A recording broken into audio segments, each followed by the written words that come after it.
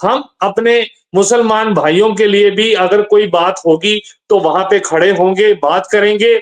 इसे कहते हैं भटकाव और टकराव की राजनीति, कि भाई किस तरह से दो समुदायों को टकरा दिया जाए ताकि भटकाव पैदा हो जाए। पहले यह था कि राम मंदिर बन जाए, तो मुझे लगता है कि राम मंदिर बनने से सारे जो मुद्दे थे वो एक तरह से मुसलमान भाइयों ने भी उसको बड़ा शांति से लिया और उन्होंने माना कि शायद इस देश के सौहार्द को बचाने के लिए अगर हमें वहां राम मंदिर आ भी रहा है तो हमें कोई गुरेज नहीं।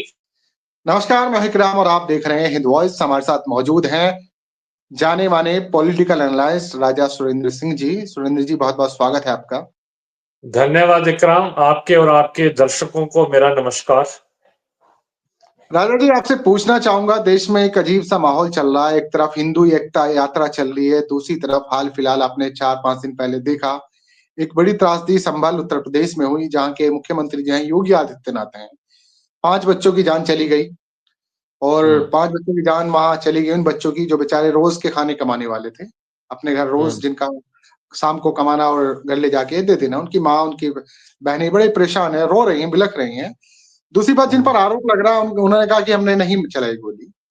फुटेज आ रही है, तमाम चीजें हो रही हैं और कारण सिर्फ इतना था कि एक कुछ कई सौ साल पुरानी मस्जिद, वही आप सारी चीजों से अवगत हैं, सारी चीजें जानकारी है। सवाल मेरा यहाँ आपसे ये है कि देश का माहौल खराब कौन कर रहा है? चुनाव भी जीते जा रहे हैं, चलिए कोई बात नहीं, जीत लिए अपने चुनाव, लेकिन उसके बाद भी सारी चीजें राजनीति से रिलेटेड है, या क्या मकसद है, या एक कम्युनिटी को टारगेट किया जा रहा? आप क्या कहेंगे इस पर? इकराम, इसमें कोई दो राय नहीं है। इसे कहते हैं भटकाव और टकराव की राजनीति, कि भाई किस तरह से दो समुदायों को टकरा दिया जाए ताकि भटकाव पैदा हो जाए। तो जब भटकाव पैदा होता है तो उसमें गौन हो जाते हैं।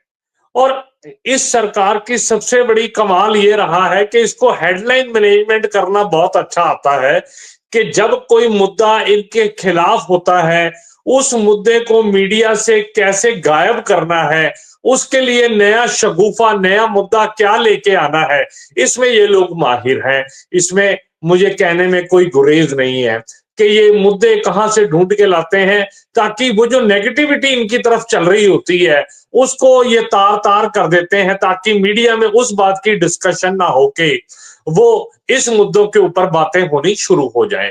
क्योंकि बीजेपी, मैंने पहले भी आपके इंटरव्यू में कह चुका हूं कि वो भारत के लोगों की नब्ज पकड़ चुकी है, कि भारत को, लोगों को चाहे अन्न रोटी खा मांगना पड़ जाए, बुरा हाल हो जाए, लेकिन धर्म के नाम पे इनको आप कुछ भी करवा लें, ये धर्म के नाम पे सब कुछ करने को तैयार हैं।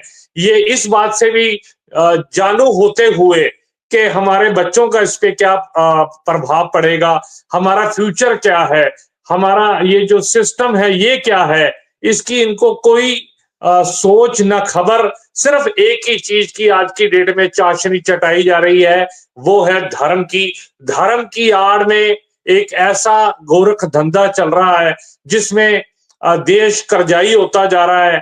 देश में जो बुनियादी मुद्दे होते हैं, मैं कहता हूं, एक था, पिक्चर आई थी रोटी कपड़ा और मकान, ये 3 चीजें थी जिसके ऊपर उस टाइम ये पिक्चर बनी थी, ताकि भी ये इंसान की एक बुनियादी चीजें हैं जो उसको चाहिए। मैं बीजेपी को मुबारकबाद देता हूं कि उन्होंने इस तीनों मुद्दों को गौन कर दिया है। ना रोटी की चिंता, ना कपड़े की चिंता, ना मकान की चिंता, एक ही चिंता है, धर्म की चिंता। देखिए, ये जो मुद्दा आज की डेट में जो गर्म हुआ है, ये जो मस्जिद का, जो वहां पे उन्होंने कहा कि यहाँ पे पहले मंदिर था, हो सकता है, मैं इससे इनकार नहीं करता कि भी होगा, लेकिन कहने का मतलब ये है कि आज उन चीजों, अगर उन चीजों को लेकर अगर बुद्धिस्ट भी शुरू हो जाएं और लोग भी शुरू हो जाएं तो इस देश का माहौल क्या बनेगा? इस देश का माहौल तो बिगड़ता चला जाएगा। पहले यह था कि राम मंदिर बन जाए, तो मुझे लगता है कि राम मंदिर बनने से सारे जो मुद्दे थे वो एक तरह से मुसलमान भाइयों ने भी उसको बड़ा शांति से लिया और उन्होंने माना कि शायद इस देश के सौहार्द को बचाने के लिए अगर हमें वहां राम मंदिर आ भी रहा है तो हमें कोई गुरेज नहीं। लेकिन अब तो अगर ये मुद्दे उछलने शुरू हो गए तो कहीं ना कहीं ये देश इस त्रासदी में चला जाएगा, उस गरीबी के दौर में चला जाएगा जहां से ये आजादी से बाद उठ के आया था। जब आजादी में जो हालात थे, मुझे लगता है कि देश को उसी तरफ धकेला जा रहा है, ताकि मोदी जी ये बताएंगे कि नेहरू ने उस टाइम उस डूबी हुई इकोनॉमी को कैसे उठाया था, मैं उसको वहां तक दबाऊंगा, फिर इसको उबार के दिखाऊंगा कि मैं नेहरू से बड़ा लीडर हूं। ये कहीं ना कहीं मोदी जी की चाह है कि वो अपने आप को महानतम लीडरों में से बताएं कि गांधी, नेहरू, पटेल ये कुछ नहीं थे, इनके मुकाबले अगर लीडर है हिंदुस्तान में तो कईयों ने भगवान का भी उनको दर्जा दे दिया है। तो ये एक भटकाव की राजनीति है। मैं कहता हूं फैनेटिक मुस्लिम, फैनेटिक हिंदू, फैनेटिक सिख कोई भी हो वो गलत है। कहने का मतलब ये है कि आपको इन भगवान ने ये जो उम्र दी है, किसी को 65, किसी को 70, उसके बाद यहां से आपने चले जाना है। भगवान आपसे पहले भी था, भगवान आपके बाद भी रहेगा। प्रभु को कोई जरूरत नहीं है कि आप उसकी रक्षा करें। मैं ये कहता हूं कि हम मंदिरों की बात करते हैं, मस्जिदों की, हम गुरुद्वारों, वहां पे ग्रंथों में लिखा है, क्या हम उस पे चलने को तैयार हैं? जो असली बात है, जो असली आज झूठ, प्रपंच, बेईमानी, सब चीजें तो चल रही हैं। तो किस बात के मंदिर, किस बात की मस्जिदें, किस बात के गुरुद्वारे, जब आपका जो बेसिक करैक्टर है वो खत्म हो चुका है। तो इसके लिए आपने पूछा कौन जिम्मेदार है, इसके लिए जिम्मेदार खुद पब्लिक है, उसके अलावा और कोई नहीं है, जिसको अपने असल मुद्दों से भटकाव से कर दिया गया। और ये देखिए कि आज की डेट में ये जो इलेक्शन हो रहे हैं, इलेक्शंस के अंदर भी आप देखो कि जितनी ऑपोजिशन पार्टीज हैं वो चुपचाप करके एक आधा दिन वो प्रेस कॉन्फ्रेंस करके रोती हैं, ना वो सड़क पे आने को तैयार है, ना इसके खिलाफ वो बात करने को तैयार है। मुझे लगता है कि सारी पॉलिटिकल पार्टियों ने ये मान लिया है कि हम 543 लोग जो लोकसभा के मेंबर हैं, सब में मेवा बढ़ जाएगा, कोई चिंता की बात नहीं है। देश की जनता अगर त्राही त्राही कर रही है तो आपको क्या लेना, आपने भी तो सरकार में आके लूटना ही है, तो जो हम लूट रहे हैं वो बांट लेंगे, तो क्यों चिंता करते हो? तो मुझे तो ऐसा ही माहौल लगता है कि भाई आज की डेट में जो रीढ़ की हड्डी है वो ऑपोजिशन की तो खत्म ही थी, लेकिन रीढ़ की हड्डी पब्लिक की भी खत्म हो चुकी है। तो इसलिए ये जो माहौल बिगड़ते जा रहे हैं, मैं जुडिशरी के उस जज को उसके दर्शन करना चाहूंगा जिसने कि दूसरी पार्टी का ना बयान सुना, ना उसको नोटिस भेजा, 2 घंटे के अंदर उसने कहा कि हाँ जी सर्वे होना चाहिए। 2 घंटे के अंदर टीम सर्वे करने चल भी पड़ी।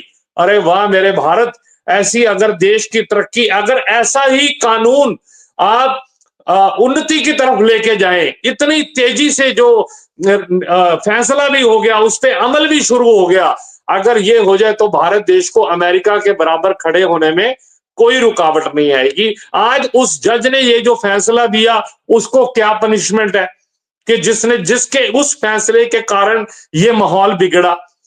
तो ये आज क्या कहते हैं, ये जो माहौल है, मैं इकराम आपसे भी ये कहना चाहूंगा कि वो मुस्लिम कंट्रीज जो दम्भ भरती हैं, चाहे सऊदी है, चाहे कतार है, चाहे दुबई है, क्या उनका वो जो अल्लाह है वो सिर्फ वहीं तक के लिए है?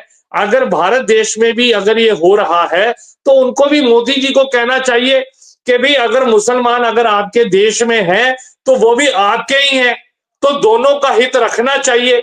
वो जब उनको वहां पे ऑनर देते हैं, अपनी कंट्री का सबसे बड़ा अवार्ड देते हैं, तो फिर वो कहे कि मुस्लिम है, मुझे ये बता दीजिए कि उनको भी तो ये होना चाहिए कि हिंदुस्तान का मुसलमान क्या वो उनका मुसलमान नहीं है?